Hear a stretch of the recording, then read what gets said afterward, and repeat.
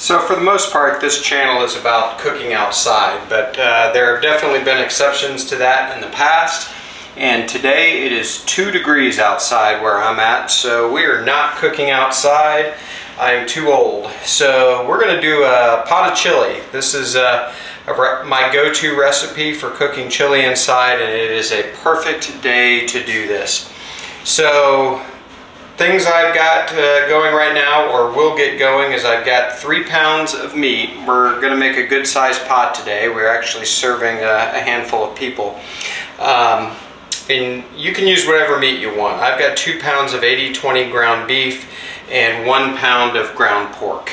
So I'm just going to get that going right now and let it start browning. And again, you can use 3 pounds of just ground beef, you can use all ground pork, you can use venison, use whatever you'd like. I've used breakfast sausage as one of the pounds before. I probably wouldn't use 3 pounds of that, but it's great to use in addition to your ground beef. So breakfast sausage will work, whatever you want to do. And we're going to do this in its own separate pan. Some people will brown this off in the pot that they're going to put their chili in. I personally like to brown it, especially when using 80/20, in a separate pan so I can avoid getting all that fat going. So we're just going to let this go and break it up and let it brown off. Probably take 10 or 15 minutes or so after the skillet comes up to temperature. The other thing we're going to do in the meantime is get our pot going with some other ingredients. So I'm going to go ahead and get that lit, and I really just want to get this on low to medium low, but more on the low side, and we're going to add a few things to that. The first thing we're going to add is a cup of beef stock.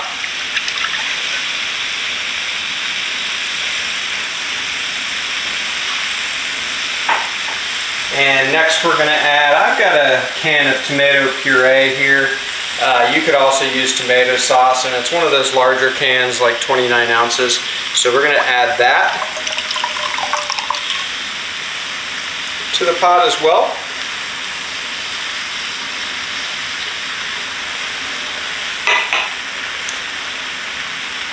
Also going to add, by the way, our chili seasoning today is going to be this Malcolm's Bonafide chili seasoning. It's from How to Barbecue Right. I really like it. It's a basic chili seasoning.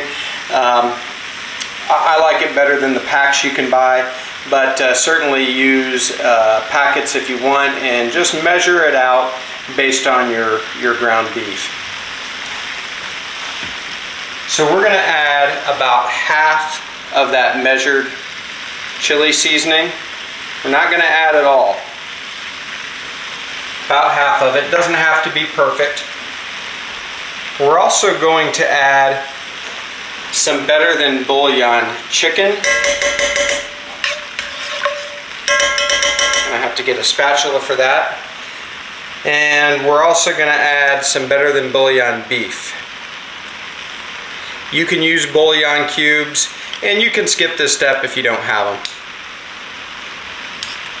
Matter of fact, you could add a little more beef broth if you wanted to, and a little less tomato sauce. It's sort of to taste though.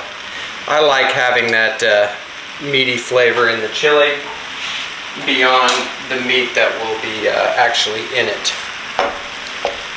Alright, so we're going to let these things come up to temperature. We're going to let the liquid in the pot start to simmer a little bit. We don't want it to boil at this point. Really, we won't have it boil at all, and we're going to let our meat continue to brown. So I'm going to take a pause here and let that stuff happen, and we'll bring you back. Okay, so we have our ground beef browning off. Ground beef and sausage, I should say. It's not quite there yet, but it's getting there. And I don't like to break it up too fine. It really doesn't matter if that's the way you like it, do you, but I sort of like to try to leave it chunky. Sometimes it's a little bit hard. But we're going to add a few different things now to both pots. First of all, I've got a packet of Seizon Goya here. If you've never heard of it, it's a It's a Mexican seasoning blend that I think really adds a lot of flavor. You can find it at the local Mega Mart for sure. That's where I did anyway. And I'm just going to take 1 packet and add just a little bit of it, maybe half, maybe not even quite half of that there. Then I'm going to take a little bit more of my chili seasoning from How to Barbecue Right and add a little bit of that to the ground beef. Remember, I've already added this to the pot of stock and tomato sauce. The other thing I'm going to add, I've got about 6 cloves of garlic here minced, and I'm just going to add a little bit of that, and that's sort of to taste. I like a lot of garlic and chili, but that's just me. The other thing we're going to add is I've got 1 medium-sized onion. I used a sweet onion just because I had one. Use whatever kind of onion you like. And I'm just going to take maybe half of that, maybe not quite half, and add it to the ground beef. And I've got the same thing here with a fresh jalapeno pepper. Just using 1. If you like a little more spice, feel free to add more. But it's just diced up, and we're going to add that to our ground beef as well. Okay, next thing we're going to add is I have a can of Rotel, and I'm just going to add that. This happens to be the mild, just because we're feeding a lot of people with this, and I don't know everybody's spice preference. So you do you there. And now we're just going to stir all of this around, let the ground beef continue to brown. I keep saying ground beef, but I mean ground beef and sausage. Just trying not to make a mess here, so I'm going slowly. Oh, by the way, I did add a little salt and pepper to the ground beef off camera. I want to be careful not to over season it, but I cannot brown ground beef without adding a little salt and pepper. Just me. But there'll be plenty of flavors in here, so you definitely don't want to over season, so be careful with that, but I did add a little bit. We'll just use the same spatula and stir around our liquid mixture here. And now we're just going to let it go a little bit longer, so we'll bring you back in a few minutes. Okay, this has been going about another 10 minutes. The ground beef browning is pretty much there. I've turned it way down because I'm not quite ready to add it yet. We're going to add a few more things to our pot that is slowly simmering. First of all, I've got a can of diced tomatoes. I just want to have a little bit of tomato chunkiness in there, so we're going to add that. I actually think that was the Rotel. I think I added the can of diced tomatoes the first time. So either way, it'll work. Just going to stir that around. Next thing we're going to do is add the rest of our medium-sized onion. I'm just going to put that in, stir it around. I've got a little bit more onion in here, and I think I'm just going to put that in the ground beef and let that just continue to percolate with the ground beef. So we'll stir that around in a second more. The rest of our jalapeno pepper, use however many jalapenos here you want. Pickled would work fine too. I'm using a fresh one. We'll add a little different flavor, might be a little milder. Jalapenos for me are so unpredictable though. One will be super hot, the next one not. So just sort of the way it is. And that's one reason I'm only adding one of those, because you just never know. The other thing I'm going to add is I have 2 small cans of baked beans. I wish my channel was big enough for people to get on there and argue about beans versus no beans, but I doubt that's going to happen. I like chili both ways, with and without beans, and I really like baked beans and chili. I love the sweetness that it adds, but you can have whatever kind of beans you want, or skip the beans if you want. Doesn't matter to me. So I'm just going to clean those out, and I definitely want to give these a stir around before it really starts simmering.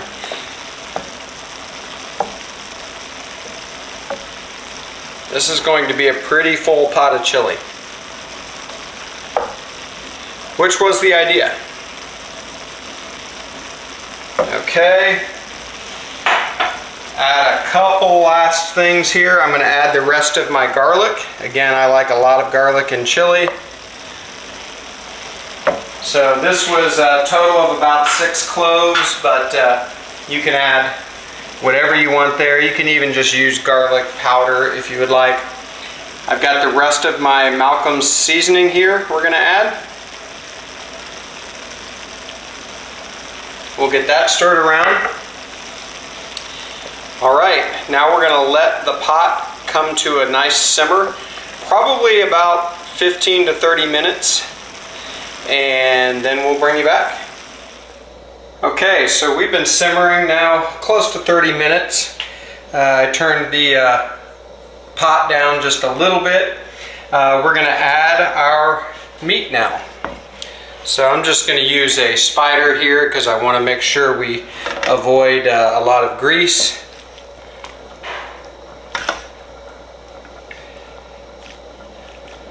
So we're just going to slowly start adding it. I like to do it separately because I think it just builds different flavor profiles. As Bradley Robinson at Chud's Barbecue would say, layers of flavor. So that's what we're doing.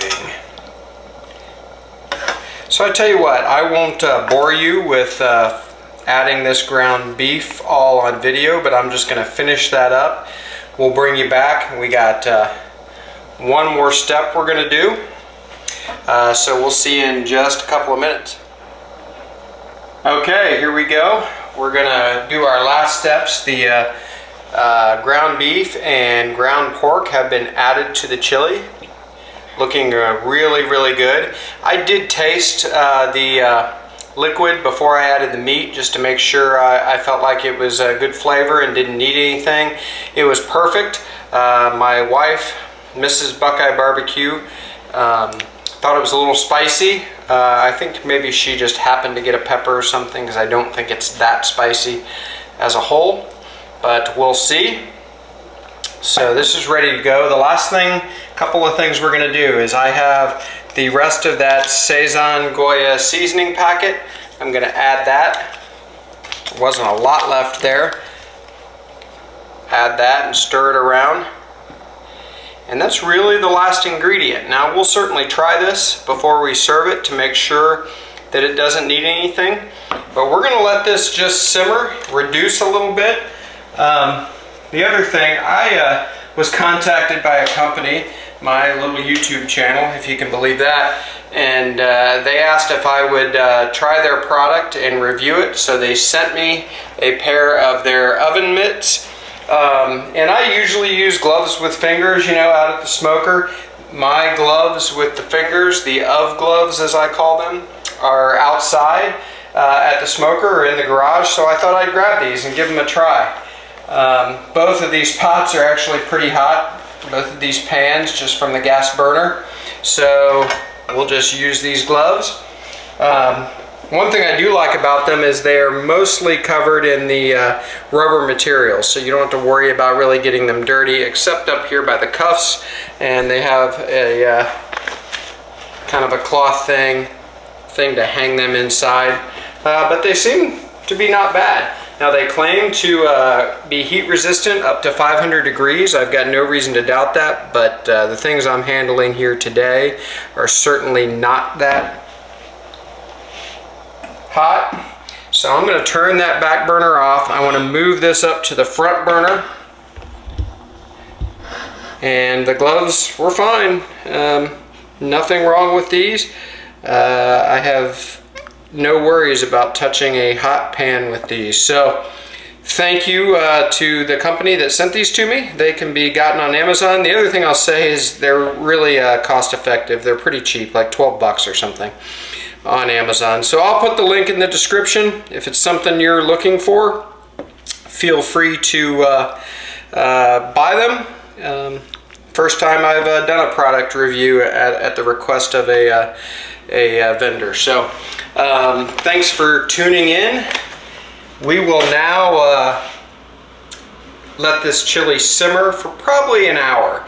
I want it to reduce a little bit, and then we're going to let it go even a little bit longer with the lid on before we try it. So we will bring you back after this simmers for the next 30 to 60 minutes. So we will see you then. Okay, so this has been simmering about an hour. It's reduced a little bit, concentrated some of those flavors. So last thing we're going to do is put the lid to the Dutch oven on it and just let it go. Continue to simmer for another 30 to 60 minutes. It will be ready at that point. As far as I'm concerned, we'll give her a try and see how it is. Okay, it's been about 30 minutes, not quite 30 minutes, but close.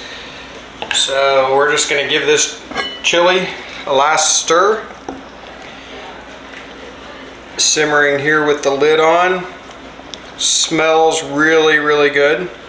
And we're going to give it a try.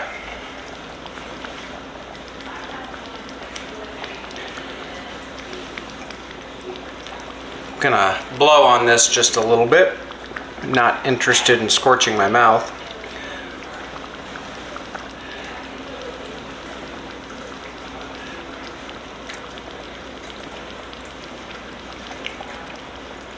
Really good.